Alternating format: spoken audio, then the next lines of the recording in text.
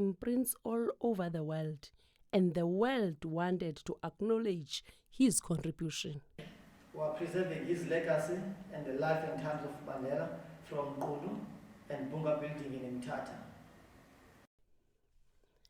10 years to the day after his release on 11 February 1990, the Nelson Mandela Museum opened its doors as living memorial to his values and vision.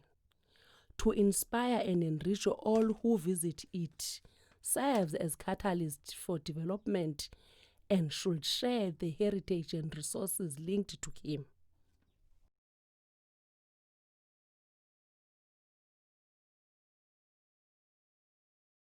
One way of understanding the man, it is to explore the countryside in which he grew up.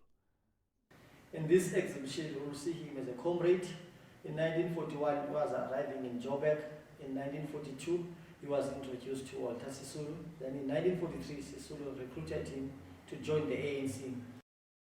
Okay, I'm going to take you to sliding stone. We call this stone sliding stone. It's a smooth rock where the young Nelson Mandela, they used to play when he was a boy. So they used to play here with other boys. It was this land here, it was a grazing land. So when they are looking after cattle, so they used to play this sliding stone just to kill time. So this is where also he mentioned on his book, No War to Freedom, where he said,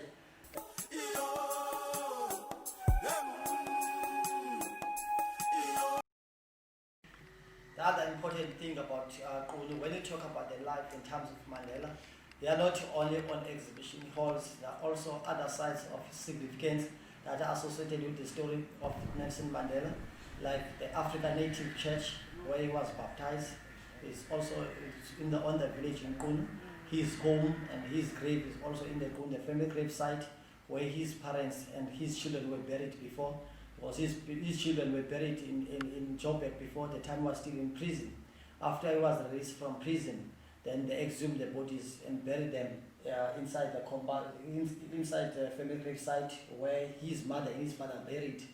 Then at a later stage, we used to call Mandela father of the nation, but he said to be called the father of the nation, it's a great honor, but to be a father to your children, it's a greater joy, but it's a joy he was living off because he didn't have time to spend with his family, being a father to his children. So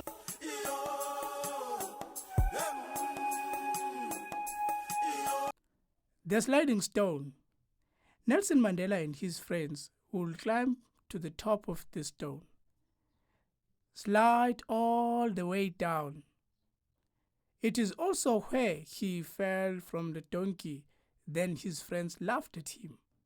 This incident taught him to understand how others feel when they are humiliated.